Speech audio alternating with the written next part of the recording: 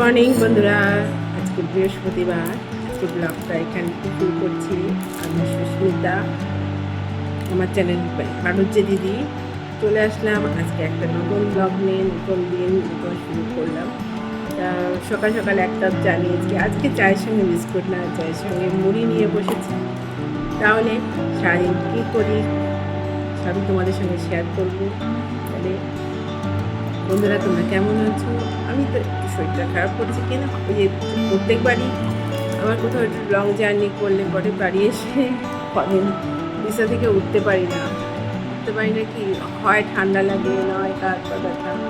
আমার ঠান্ডাটাই বেশি লাগে। আমি পুরী থেকে আসার পরেও ঠান্ডাতে ভুগেছি কিছুদিন, আবার মুর্শিদাবাদে একদিন ট্যুর করে আবার শরীরটা খারাপ করে গেছে। যাই হোক, আমার শরীর তো আর ওটা হিসাবের মতো না, মতো রোজই আছে শরীর খারাপ। তোমরা কেমন আছো অবশ্যই কিন্তু কমেন্টে জানি না। তোমাদের চিন্তা আমি সবসময় করি, তোমরা সবাই ভালো থাকো, সুস্থ থাকো। আমাকে এই চিন্তা করতে হবে না, কেন আমি তো নিত্য রোগী। রোজই তো অসুস্থ, সেই জন্য আমার হিসাব আর এখন ডাক্তারও করে না, বলে তো রোজই আছে অসুস্থ। তোমরা ভালো থাকো, সুস্থ থাকো। আজকে ব্লগটা এখান থেকেই শুরু করছি, তাহলে একটু থাকো, সঙ্গে থাকো। এবারে কি জল করলেও একটা দুটো ঘুরবে, আর বাকিটা জলটা ভরে রেখো। ওনার কাজ হচ্ছে শুধু জলটা ভরা, বুঝেছো? তারপর রাত্রি করে রেখেছো না, রাত্রিবেলায় জলটা ভরে রেখো। রাত্রিবেলায় চলে না বলে রাত্রিবেলায় ভরি না। সকালে ঘুম থেকে ওঠার আগে আগে জল করে ফ্রিজে তুলে রাখবো, নাহলে তো দরকার নেই করে। এরপরে আবার যাবো, কালকে কিছু জামা কাপড়ও ছাদে দিয়েছিলাম, সেগুলো ভালো মতো শোকায়নি, কারণ দিতে বেলা হয়ে গেছিলো। আবার সেগুলো ছাদে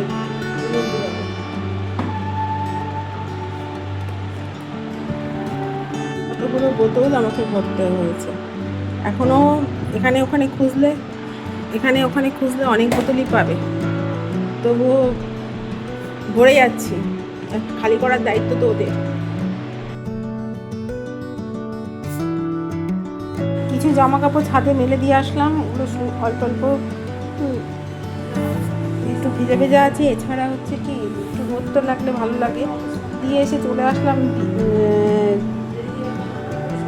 ঘরে এসে বিছনা তুলছি। আজকে ম্যাডাম পাশের ঘরে শুয়েছিল, তাই এই ঘরে বিছনাটা ফাঁকা পেয়েছি, আমি বিছনাটা পরিষ্কার করে দিই। আবার অফিসের কাজে বসবেন, বিছনা পরিষ্কার করে আবার জল খাবার করতে হবে। এবার গুড়িয়াকে বললাম কি খাবি, দাও যে কিছু খাবার করে। এখন দাও বলবে, যে করে দিলে পরে আর খাওয়ার নাম নেই।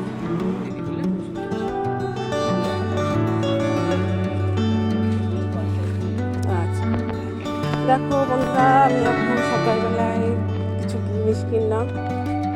এই দেখো, কড়াই দিয়েছি, লোহার কড়াই দিয়ে রান্না ভালো হয়। আমি সেই চিন্তা করি। সকালে জলখাবারের জন্য ভাবলাম সাবু মাখা করবো। এগুলো মেখে নিই হাত দিয়ে, অনেকের তো হাত দিয়ে অসুবিধা, সেই জন্য ওখানে মিউট করে নিই। গুড়িয়ার জন্য মেখে নিলাম। এখন সৌম্য খাবে না সাবু মাখা, তার জন্য চাও সিদ্ধ করতে হবে। আসি, তোমার তো আবার ক্যামেরা নট এলাও। খাবার খেতে খেতেই হঠাৎ দেখছি আমি বাড়ির সামনে দিয়ে মাছ আলা যাচ্ছে। তা মাছ আলার কাছ থেকে মাছ নিয়ে নিলাম, পুঁটি মাছ নিলাম, আর একটা মাছের মাথা নিলাম। মাছের মাথা দিয়ে ভাবলাম মুড়ি ঘন্ট করবো, কিন্তু মুড়ি ঘন্ট আজকে খাবে না।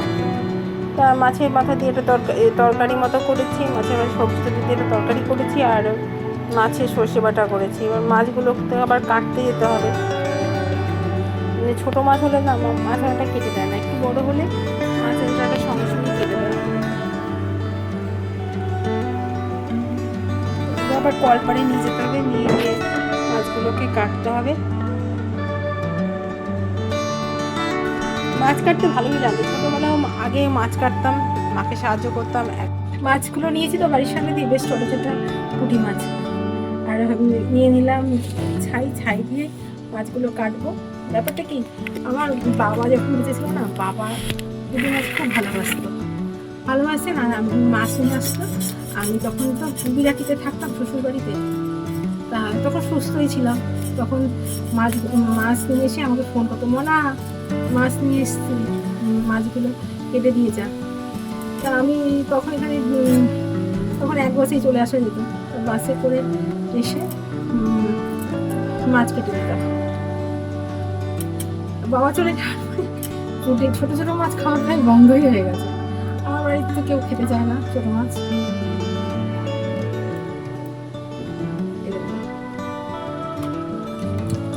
আমি খুবই ভালোবাসি পুঁটি মাছ। এখন পুঁটি মাছ নিয়ে এসেছি, পুঁটি মাছ রান্না করবো। আর এই মাছটার মাথাটাকে মুড়ি ঘন্ট করবো। আর ওখানে কেটে নিয়েছি। আগের দিন সৌম্য একটা পাখা নিচে লাগিয়েছে, কিন্তু ওখানে সুইচ কোনটা পাখার সুইচ ওর তো ঠিক মতো জানে না। ও যেটা মনে করেছে সুইচ পাখার সুইচ সেটাকে দিয়েছে, দেখছে যে ফ্যান চলছে না। এবার আমাকে চিৎকার যে তুমি এক্ষুনি ইলেকট্রিশিয়ান ডাকো, ডেকে ফ্যান ঠিক করো। তাড়াতাড়ি ইলেকট্রিশিয়ানকে ডাকলাম, ডেকে এসে যখন হাত দিয়ে দেখে যে ফ্যান তো চলছে। তারপরে কী আর করা যাবে, এসে বারান্দার যে টিউব সেটটা, ওই টিউব সেটটা আবার বললাম তাহলে ওই টিউব সেটটা ঠিক করে দাও। ওই ইলেকট্রিশিয়ান টিউব সেটটা ঠিক করে দিয়ে চলে গেল। একদিকে ওই যে ওর বিছানার উপরে একটা ফ্যান রয়েছে, এবার এত বড় ঘর তো দুটো ফ্যান লাগে, তাই আরেকটা ফ্যান মানে একটা ফ্যান চললে আরেকটা ফ্যান বন্ধ রাখা, অনেকক্ষণ চললে আরেকটা ফ্যান বন্ধ রেখে আরেকটা ফ্যান চালানো যায়, এই জন্য দুটো থাকে অল্টারনেটিভ। কাজ খুব গরম ঘর হয়ে গেলে তখন আজকে আর বাড়ি আসার পরে চালাতে হয়। অপেক্ষা করিনি কখন চা চাইবে, ওই আসার সঙ্গে সঙ্গে চা বসিয়ে দিয়েছি। আজকে যদি চা বসিয়ে দিয়েছি ওই জন্য মানে এখন স্নানে চাটা করে চা দিই। দুধের প্যাকেট সবসময় ওনার ঝোলায় করে নিয়ে ঘুরে বেড়ায়, ওই জন্য আমি চাটা করে এখানে ঢাকা দিয়ে রেখে দিচ্ছি। উনি যখনই আসবেন তখন চা খাবেন দুধ মিশিয়ে। একেবারে চলে আসলাম সন্ধ্যাবেলায়। আজকে বিকেলে আর বেলা যেহেতু চা খাইনি, চলে গেছে দোকানে, ওনার শরীর ভালো লাগছে না। তা গুড়িয়া বললো একটু পাঁপড় কেটে দিতে, এই ফুচকার পাঁপড়গুলো ও সস দিয়ে খেতে খুব ভালোবাসে, ওই জন্য গুড়িয়ার জন্য পাঁপড় ভাজা করলাম। সৌম্য তো 6:30 7টা নাগাদ ভাত খেয়েছে, ওই জন্য ও আর বিকেলবেলা এই সমস্ত পাঁপড় ভাজা তো খেতে চায় না, তা ও চলে গেছে নিচে। ও তো নিচের ঘরে থাকে, তাই নিচে চলে গেছে। আর গুড়িয়ার জন্য পাঁপড় ভাজা করে দিচ্ছি। এটা হচ্ছে ওর কাছে পাঁপড় ভাজা, ফুচকা না। লেবু তেঁতুল জল দিয়ে বা আলু মাখা দিয়ে খাবে না, ওর আবার পছন্দ হয় না।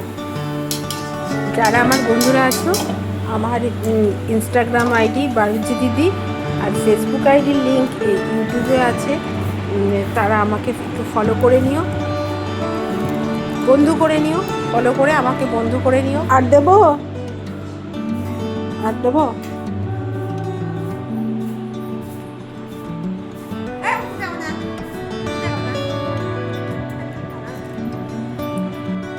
দেখো শাখাগুলো পরিষ্কার করে নিয়ে আসলাম।